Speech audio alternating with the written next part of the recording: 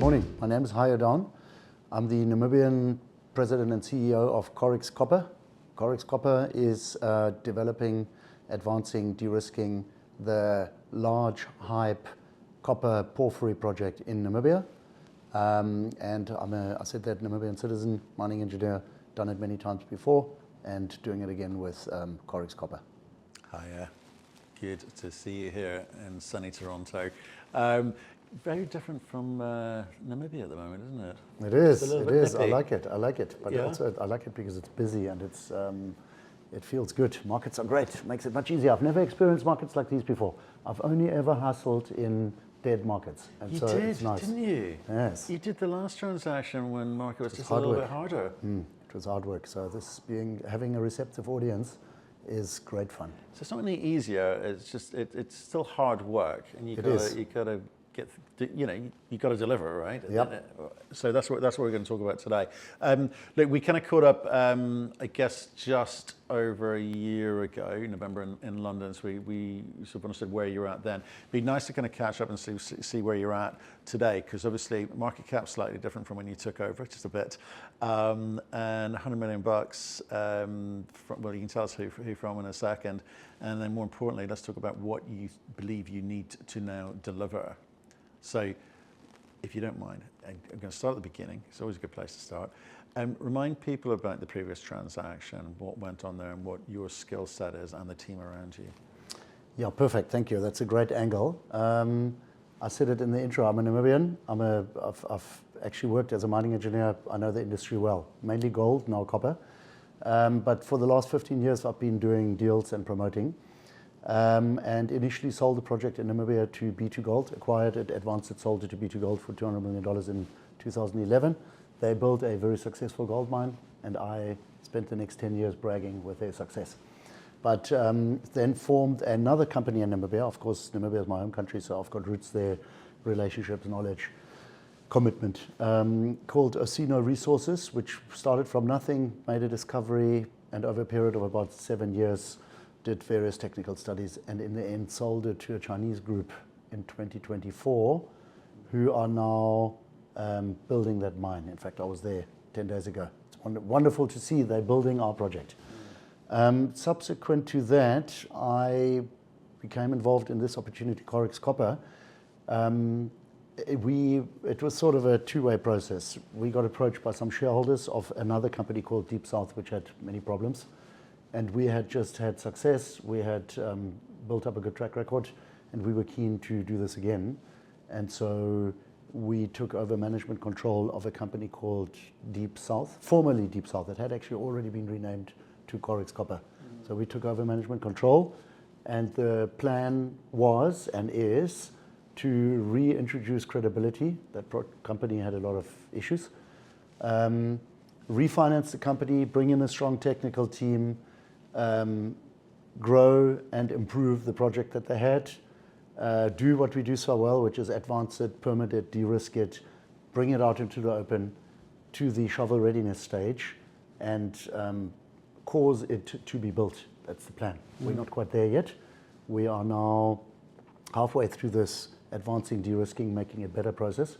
So we raised a lot of money, brought our crew in, got 12 rigs on site, did a PEA, busy with the PFS, and all of a sudden we're getting attention. That's more or less it. Right, nice summary. There's a few things we need to get into. Have you kind of brought the band back together again? We have, very much so, yes. So maybe and you know, my band is really a world-class group, a world-class exploration and study group.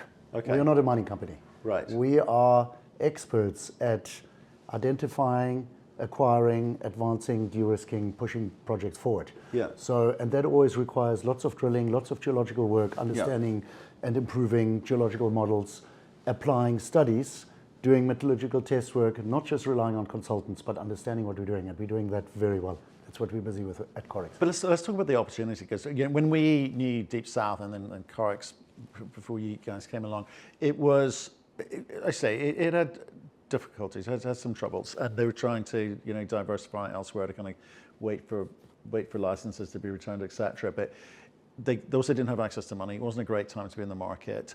So for lots of reasons, it was a kind of tough environment, but it was always big. Yes. Right? Is that what you bought project, into, or was there more to it? No, it was big and in the wrong hands and misunderstood and had fallen into disrepair. I mean, all bodies don't fall into disrepair, but it broke its reputation because of the license issues. But also there was a critical other thing.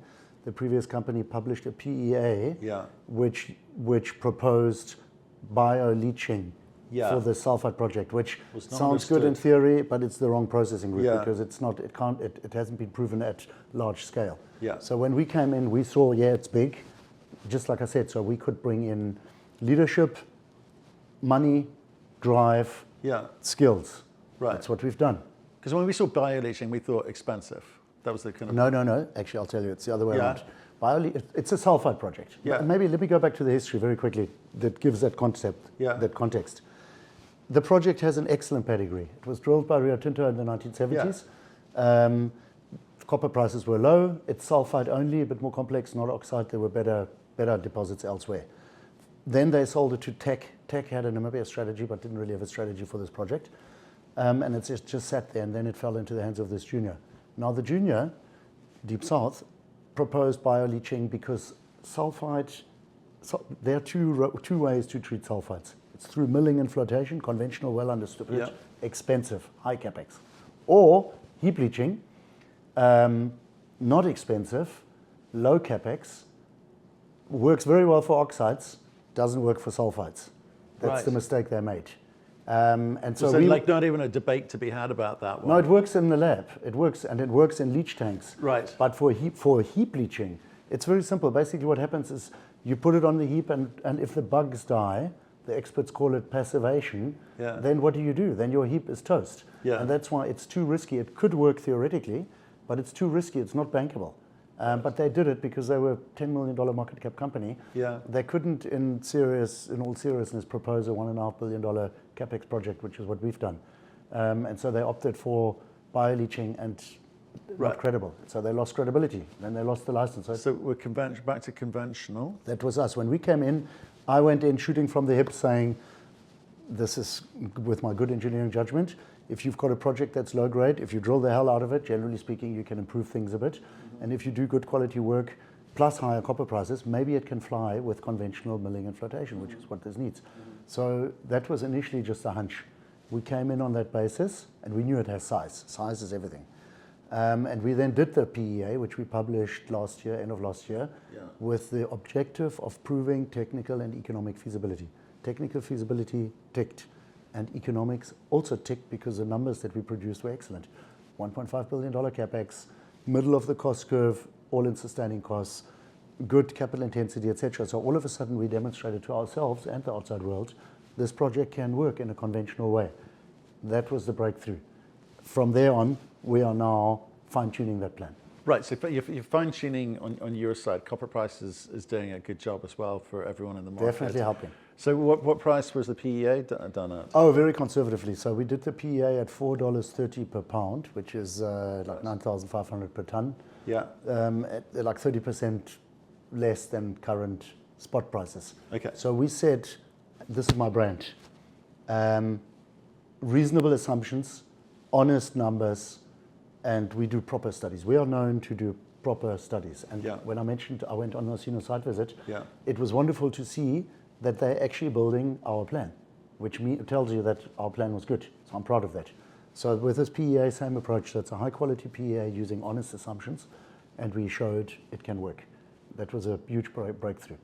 It's interesting you say that, because I was speaking to another CEO last week who made an acquisition. They redid the economic study because I think he sort of quite politely said, sometimes these things are written by fantasists. Oh, absolutely. That's the problem. PEAs don't have a lot of credibility with corporates, certainly not, because they are largely marketing documents.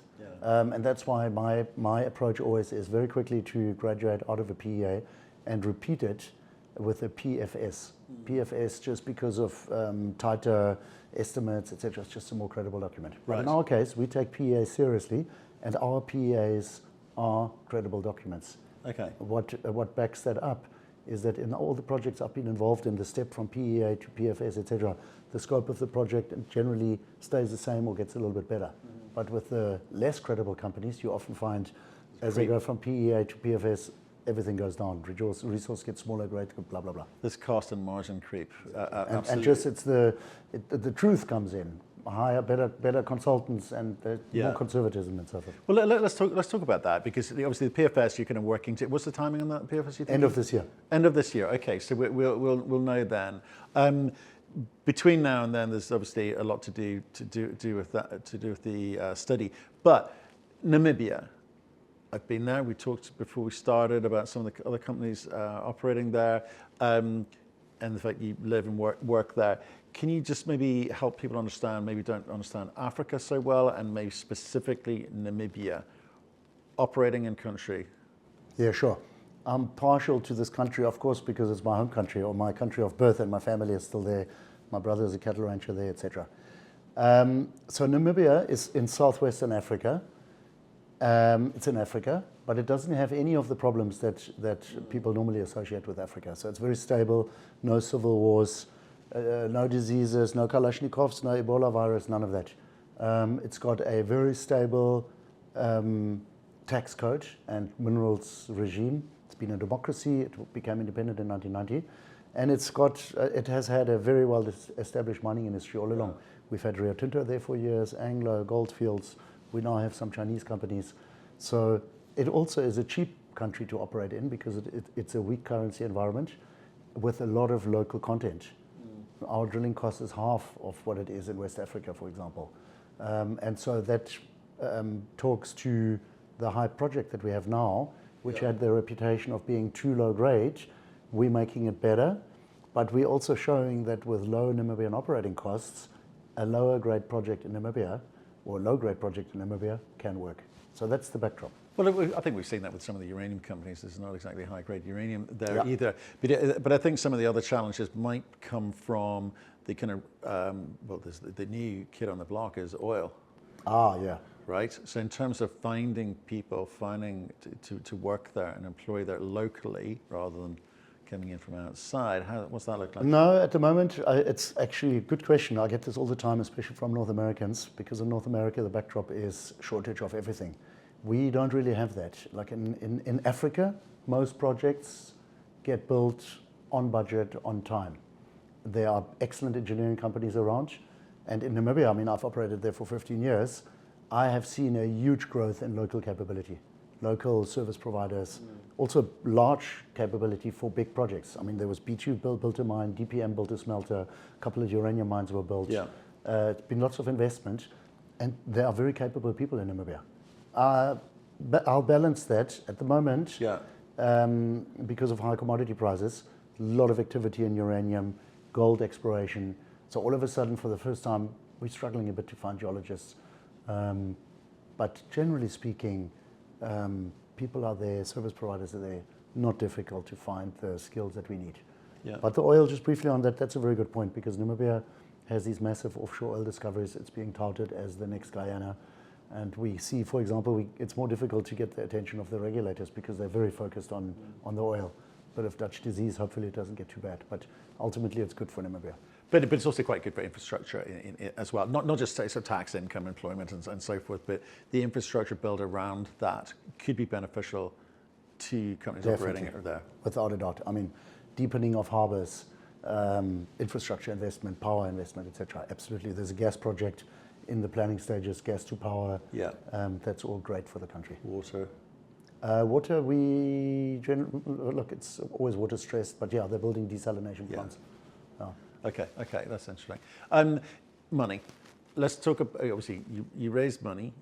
You found it quite easy to raise money. Possibly, was that an Asino legacy issue, or is it just the opportunity that you presented on this project? I would say both. When we started off 2 years ago, we were a nothing company, $10 million market cap, and we raised small rounds, 5 million, 10 million, 25, largely with the Asino halo. That was very helpful. Yeah. But since then, we're becoming more institutionalized. So we've just done a $50 million raise. Yeah.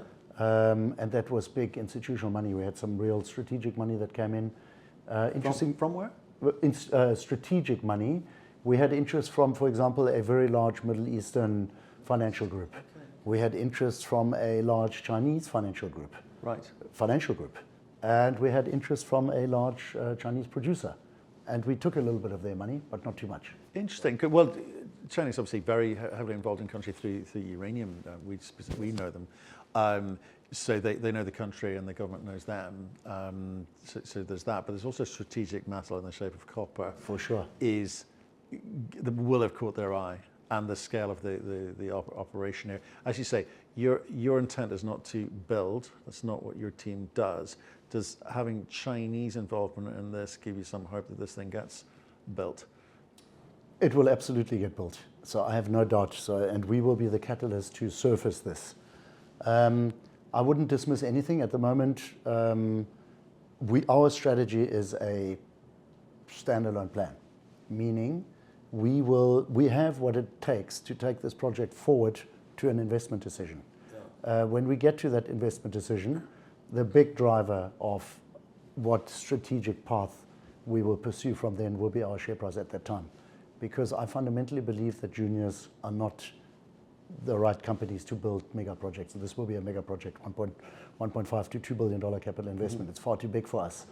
But remember, I'm a Namibian citizen, and so I'm putting my Namibian citizen hat on. Custodianship is very important to me, because this project will be a GDP needle mover in Namibia. So it's very strategic for the country, and therefore doing the right thing. Introducing the right capital and technical skills to make sure that it gets built is key for me. And that's why I think it's highly likely in the future that there will be a strong technical financial partner involved. How? We don't know. Could be a JV, there are many different forms that could take. That's for the future. Right now, we've got what it takes to take this project forward, and that's what we're doing. Okay, and you're doing it on an accelerated time frame, which is obviously very attractive to investors, but you're also obliged for investors to make this as big as possible and give them the maximum returns that you can. So is this project big enough whilst you're doing this PFS, or are you also doing work to kind of grow the size of the resource? Oh, no. So obviously the bigger the better. Already in the PEA, our production rate is just under 100,000 tons per annum. With the PFS, we're going to get through that magic number. Sort of 100,000 tons per annum in copper is like 500,000 ounces per year in gold. So that's a big number, and we're getting a lot of attention as a result of that. We're making the mineral resource bigger too. That's going to be published soon.